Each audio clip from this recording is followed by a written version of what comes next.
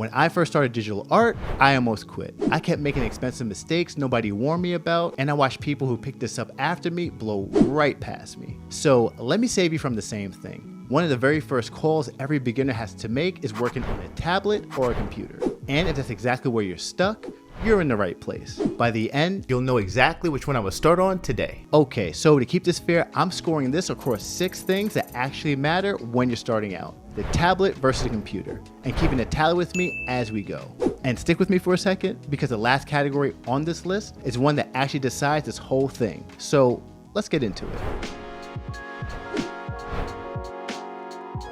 First up, we have the learning curve. And this one goes to the tablet, and let me just tell you why. So on a tablet, you're just working with way less. And you basically got 2 things going on. You have your finger on the screen or some kind of pen. There's usually no keyboard, no mouse, so the whole system just has to stay lean. And these drawing apps are newer tech than the old computer programs. So they gotta start fresh and rethink how this stuff should actually work. Alright, so just take Procreate for example. It is so much easier than the industry standard program like Illustrator. Everything in Procreate just feels intuitive. It just makes sense. You see, when you're using a program, you actually feel like you're drawing, or you actually feel like you're painting. So if you already got a little digital art background, you can pick a Procreate over a weekend and walk away understanding the basics. But if you never touched digital art in your life, maybe it takes you about a week or 2 to find your sea legs. But that's still way faster than how long it took me to learn Illustrator. And when I first started, 16 years ago, it took me almost a year to fully get comfortable in that program. And by the way, that was just with a mouse and a keyboard. That's how steep the climb is. Now, in my opinion, you just don't run into that nearly as often in drawing apps on the tablet. So for round 1, this point goes to the tablet. So number 2 is portability. And this is the tablet's biggest selling point. And this is because you can draw anywhere in the world. I'm talking on your couch, outside, on the go, whatever you want. And here's something I don't hear a lot of creators talk about. And that's how nice it is to grab your tablet and bring it with you to show off what you're working on. Now, could you do this on the phone? Sure, why not? But in my experience, it just looks better on the tablet. I don't know, maybe it's the big screen, maybe it's a nicer display, but it just feels a little bit more real. And by the way, and since this one is for beginners, it's just a lot easier to bring your tablet to class to show off the work that you're doing. Now, when it comes to portability on a computer, it's pretty much 0. You're pretty much chained to your desk. And by the way, I can already hear what some of you are saying. Okay, Anderson, but what about the laptop? Okay, and by the way, that's fair. A laptop is really just a portable computer. And these days, they're powerful enough to handle a digital art program, no problem. So if portability is high on your list, but you want a computer, a laptop is a solid in between. But it's still not as grab and go as a tablet. And that's just because, you're flipping open the screen, you're hunting down for a surface you could put your laptop on, and the battery life won't last you nearly as long. So just make sure you stay close to an outlet. And you usually want a pen display so you can actually draw on it well. So that's what I'm saying is, so a laptop narrows the gap, it just doesn't fully close it. And for this video, I'm trying to keep it tablet versus computer. And the laptop just falls more on the computer side, but just as the portable version. But me personally, starting out, I think it's more important to have a solid place to work. In my opinion, a real setup beats a mobile one any day. But unfortunately, we all don't live in that world. Not everybody has a home office or a spot to call their own. So if you know you're constantly on the move, the tablet is probably the right choice for you.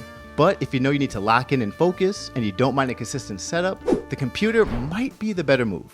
And by the way, when it comes to me, I'm more of a focus or nothing kind of guy. If I'm not locked in, nothing is getting done. But for pure portability, I gotta give this one to the tablet. Alright, so if you guys keeping score, that is 2-0 tablet. But here's the thing, I think the tablet is about to struggle with this next few. Alright, so number 3, the actual drawing experience. And the drawing itself is just better on the tablet. Apps like Adobe Fresco have gotten so good that you can paint on the tablet and it generally looks like oil painting or even watercolor. And the best part, you can see exactly what you're doing as you're doing it, right there underneath your hand. So you can get that on a computer too, but you need what's called a pen display. And just a quick heads up so nobody gets confused, a pen display isn't the standalone tablet we've been talking about. It's a separate screen that plugs into your computer and lets you draw right on it. And by the way, I cover that topic in another video. You can find that in the link in the description. Now on a computer, this one's kind of 50-50, and here's why. So if you got a mouse and a keyboard, my friend, you're in for a rocky ride. So not because it's bad, but because it's so different from putting a pen to paper. And by the way, I love Adobe Illustrator. I think it's one of the best design programs out there. But I'll be lying to you if I said it feels like drawing when I'm using a mouse and keyboard. In fact, it's more like somebody duct taped a paintbrush to a crane and sat me in a booth and asked me to write my name in script. You know, every artist's dream. Yeah. So, like I said, I can plug a pen display into a computer and get that real drawing right on the screen feel. But that's another piece of gear on top of the computer, when I could have skipped the entire process and just grabbed a standalone tablet instead. So me personally, I run a computer with a pen display, and let me tell you, I am a fan. I love it. But I also know it's not the cheapest road. I also know a standalone tablet is probably going to be the more affordable option, and that just depends on the brand that I go with. So for this one, I'm actually going to give the point to both. So you see, they each can give you a great drawing experience. The computer just makes you buy some extra gear just to get there. And that brings the score to 3-1 tablet. Now we have number 4, which is the cost. And the tablets are all over the map here. You see, you can spend $1,500 on a high-end tablet, and that's your iPad Pro, or you can grab an affordable one for a couple $100. Just a reminder, the premium apps usually land on the iPad first, or stay an Apple exclusive. So you're probably going to spend a decent chunk just to get the full tablet experience. A computer though, you can put together a solid PC with everything you need just for a couple $100. And these days you get a monitor and a tower for less than an iPad Pro, which is honestly pretty incredible. But then there's one more cost to keep in mind, and that's the software itself. Most drawing apps are either subscription, Adobe, or they're just free, or maybe it's just a few couple bucks. On the computer side, you got the same spread. Tons of programs for a one-time price, or it could be free. So the software alone is pretty much neck and neck. But when I start to think about longevity and how long these actually last you, I just gotta give this round to the computer. So that brings our score now to 3-2. The tablet's still ahead, but the computer is quickly climbing. For number 5, we're talking about going pro. And the question is, can you be a professional illustrator or graphic designer using only a tablet? And the short answer is yeah. Now, are there people working at the highest level right now on nothing but a tablet? Absolutely. But is it the best option when you're just starting out? I'm gonna say probably not. And here's the deal.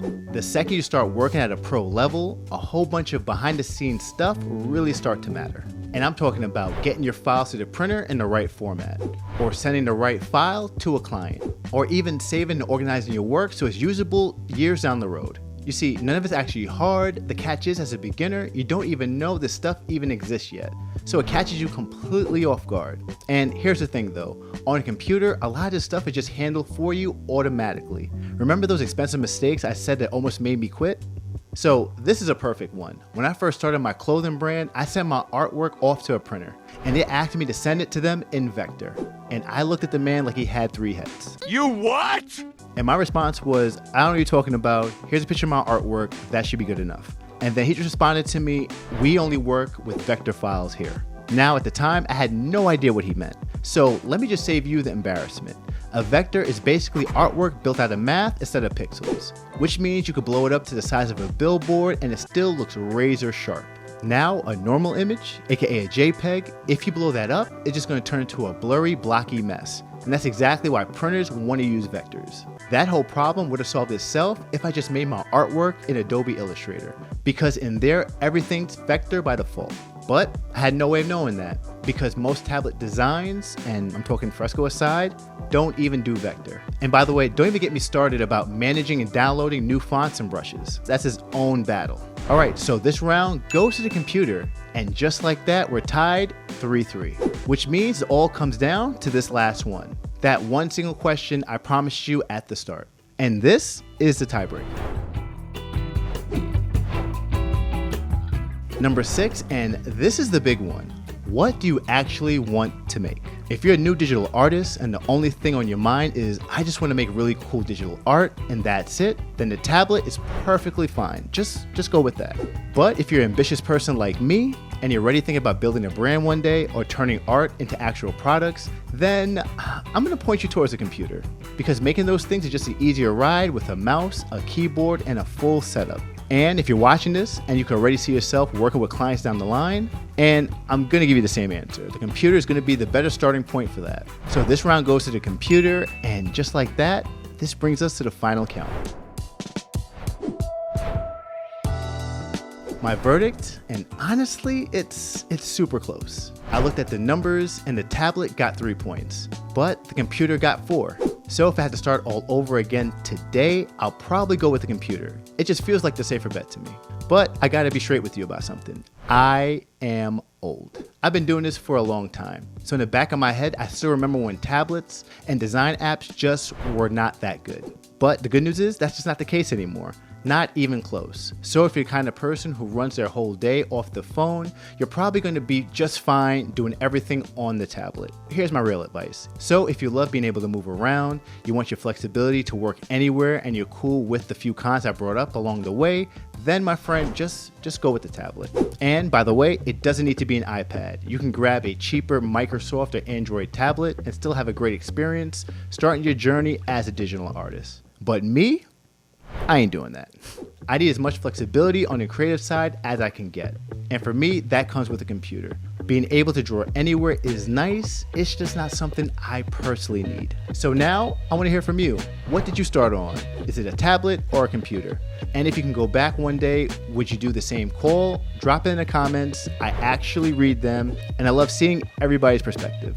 And if this helped you figure out your first move, do me a favor, paint that subscribe button. I got more beginner breakdowns just like this on the way. And by the way, you can check it out right here.